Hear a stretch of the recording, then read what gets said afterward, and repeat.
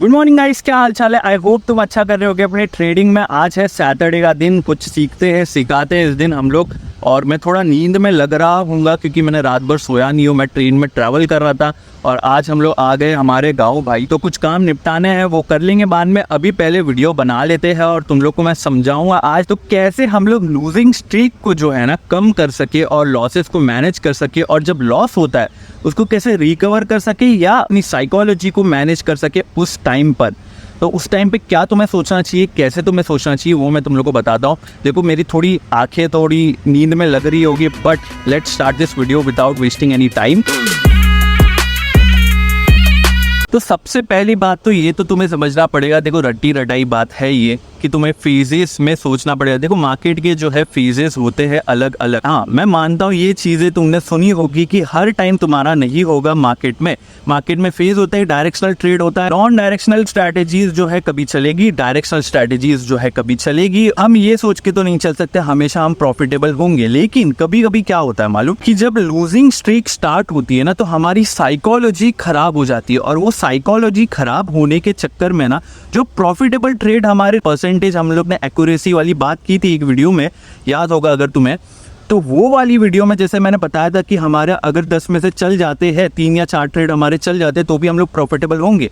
But 6 losses या 5 losses या 4 losses के बाद हमारी साइकोलॉजी खराब हो जाती है। और जब प्रॉफिटेबल ट्रेड आ जाता है ना तब हमारी साइकोलॉजी सही नहीं होती और उस वजह से हम लोग गलतियां करना स्टार्ट कर देते हैं। तो कैसे हम साइकोलॉजी को वापस से हम लोग लाइन पे लेके आए, सही से ट्रेड करें ताकि जो प्रॉफिटेबल ट्रेड आने वाले हैं उसको हम लोग सही से ग्रैब कर पाए और इस लूजिंग स्ट्रीक को भी कम कर पाए, थोड़ा बहुत हम लोग जितना हो सके मैनेज कर पाए। तो तुम लोग को कुछ मैं प्रैक्टिकल स्टेप्स बताता हूँ और पहले थोड़ा समझाता हूँ ये चीज़ है क्या। देखो सबसे पहली चीज़ मैं ये समझता हूँ कि हम लोग मार्केट के साथ जो है ना सिंक होना बंद हो जाते हैं। सिंक होना बंद हो जाना मतलब क्या है, इसका मतलब कि मार्केट जैसा सोच रहा है ना वैसा हम नहीं सोच रहे। हमारी ट्रेडिंग स्ट्रैटेजी में कोई गलती नहीं है भाई। तुम ट्रेडिंग स्ट्रैटेजी जंप कर रहे हो अगर तो गलती कर रहे हो, बहुत बड़ी गलती कर रहे हो। बट मैं ये नहीं बोल रहा हूँ तुम्हारी ट्रेडिंग स्ट्रैटेजी गलत है, तुम्हारा तरीका गलत है, कुछ और गलत है। हमारी जो स्ट्रैटेजी सही होती है लेकिन हम जो है ना मार्केट के साथ चलना बंद हो जाते हैं। और इसको मैं बोलता हूँ कि हम लोग सिंक होना बंद हो गए। मार्केट के साथ सिंक रहना पड़ेगा, मतलब मार्केट के साथ चलना पड़ेगा। मार्केट के साथ सोच रहा है वैसा हमें सोचना पड़ेगा। और वो सोच अगर अलग हो जाती है ना तो हमारे स्टेटमेंट में जो है लॉसेज आना स्टार्ट होते हैं। कुछ लोग इससे एग्री नहीं करेंगे, वो लोग बोलेंगे नहीं ट्रेडिंग स्ट्रैटेजी की अपनी एक्यूरेसी होती है। हाँ मैं मानता हूँ अपनी एक्यूरेसी होती है हर एक ट्रेडिंग स्ट्रैटेजी की, बट तुम्हें एक्स्ट्रा ऑर्डिनरी प्रॉफिटेबल ट्रेडर बनना है ना ब्रो, तुम्हें लॉसेस को मिनिमाइज करना ही होगा, फिर ही तुम प्रॉफिटेबल बन पाओगे। और जब प्रॉफिट आएगा तब वो लॉसेस को ऑफसेट कर पाएगा। इस चीज को हम लोग प्रैक्टिकली कैसे हम लोग अप्लाई करें और कैसे लूजिंग स्ट्रीक को कम करें।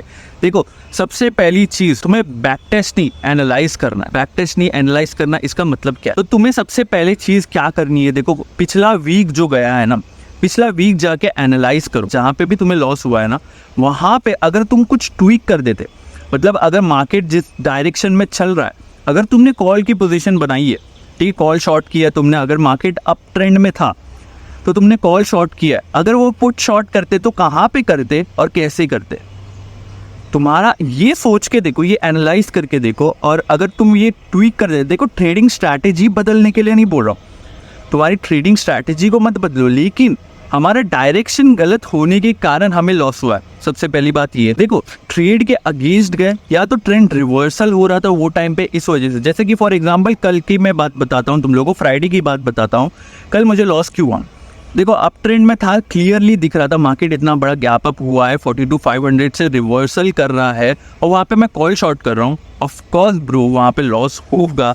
तो यहाँ पे मैं अपोजिट सोच रहा था, तो अगर मैं अपोजिट सोचता, अगर मैं अपोजिट ट्रेड लेता तो मैं क्या प्रॉफिटेबल होता, ऑफ कोर्स मैं प्रॉफिटेबल होता और मेरे को चांस भी मिला था पुट शॉर्ट करने का। बट मैंने कॉल शॉर्ट करके पहले ही अपना रिस्क यूज़ कर लिया था, इस वजह से मैंने पुट शॉर्ट नहीं किया बाद में। तो ये तुम्हें सोचना पड़ेगा, ये तुम्हें एनालाइज करना पड़ेगा, जाके टाइम देना पड़ेगा चार्ट्स को फिर से कि कहाँ पे तुम गलत हो और वो लिखो पहले कि अच्छा मैं ये गलती कर रहा हूँ, अच्छा मैं जल्दी एंट्री ले रहा हूँ इस वजह से मेरी पोजीशन कट जा रही है, या मैं लेट एंट्री ले रहा हूँ इस वजह से जो है पोजीशन कट जा रही है, क्या हो रहा है, एग्जीक्यूशन में एरर आ रहा है, क्या हो रहा है, स्टॉप लॉस सही से नहीं ले रहा हूँ, स्टॉप लॉस में कुछ ट्वीक करना ज़रूरी है। स्टॉप लॉस अगर ट्वीक करता हूँ मैं प्रॉफिट, तो ट्वीक मत करना, प्रॉफिट वैसा ही रखना। स्टॉप लॉस में कुछ ट्वीक करने की ज़रूरत है, शायद विक्स बढ़ गया है तो मेरे को स्टॉप लॉस थोड़ा सा बड़ा करना पड़ेगा, लॉट साइज कम करना पड़ेगा। तो ये सब चीज़ें ना तुम्हें एनालाइज करके ही मालूम पड़ेगी, ताकि मार्केट चेंज हो रहा हो ना तो तुम भी उसके साथ चेंज हो जाओ। ये नहीं कि एक ही स्ट्रैटेजी को 10 साल करना है भाई, वैसा नहीं होता। अपने आप को जो है चेंज करना पड़ेगा मार्केट के साथ। देखो तुम्हें लूजिंग स्ट्रीक को कंट्रोल करना है या मैनेज करना है ना, उसका एक ही तरीका है, वो है एनालाइज द ट्रेड्स। जो भी वीक गया है ना उसके अंदर एनालाइज करो कि क्या तुमने गलतियां की है और क्या क्या अलग मैं करता, उसके अंदर अगर कुछ मैं अलग करता तो क्या होता उससे। एनालाइज करो, बैक टेस्ट मत करो भाई, बैक टेस्ट नहीं बोल रहा हूँ मैं, बैक टेस्ट करने, एनालाइज करो और उसको ट्वीक करो, अपनी स्ट्रैटेजी को ट्वीक करके एक हफ्ता चला के तो देखो ट्वीक करके। अगर तुम्हें ऐसा लग रहा है कि नहीं ट्वीक करने से भी मेरा प्रॉफिटेबिलिटी नहीं बढ़ रही, फिर वापस से फिर एनालाइज करने लगो, फिर से ये हफ्ता भी एनालाइज करो। और एक बार ये एनालाइज करने का तुम शुरू कर दोगे ना, जब भी गलतियां हो रही है, देखो प्रॉफिटेबल भी अगर वीक निकला है ना तो भी एनालाइज करते रहो। हर वीक के एंड में ना तुम सिंक में रहो, हमेशा मार्केट के साथ सिंक में रहना पड़ेगा। जितना तुम मार्केट के साथ सिंक में रहोगे ना, ये मेरी खैर है भाई, मैं बोल रहा हूँ कि देखो मार्केट के साथ जितना सिंक में रहोगे उतना तुम डायरेक्शन पकड़ पाओगे। और एक बार डायरेक्शन पकड़ना सीख गए ना तो मार्केट को भी तुम सही से एनालाइज कर पाओगे। तब तुम्हें लगता है ना कि भाई ये एनालाइज कैसे करते, बैंक निफ्टी को एनालाइज कर रहे कि यहाँ से नीचे जाएगा, यहाँ से ऊपर जाएगा, वो कैसे करते भाई। हर दिन एनालाइज करने के बाद वीकेंड में भी एनालाइज करके कि मैंने जो गलतियाँ की है, मैंने जो ट्रेड्स की है उसमें क्या गलतियाँ की है और क्या क्या करना चाहिए था और क्या क्या हो सकता था उसके अंदर और अच्छा क्या कर सकता था। देखो हमें बस अच्छे ट्रेड्स लेने हैं, हमें प्रॉफिट एंड लॉस से नहीं फर्क पड़ता। जितने तुम अच्छे ट्रेड्स लोगे ना, मैं इतने दिन से मैं एक दिन पूरा छोड़ दिया हूँ, देखोगे 2 दिन मैंने छोड़ा हूँ।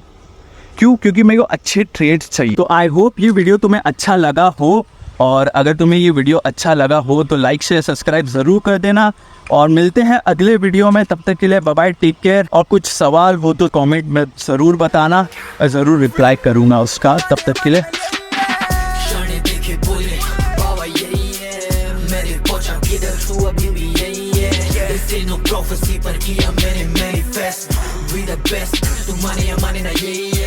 Shine, they can bully, wow, yeah, yeah. Mere pocha, kid, tu, give me, yeah.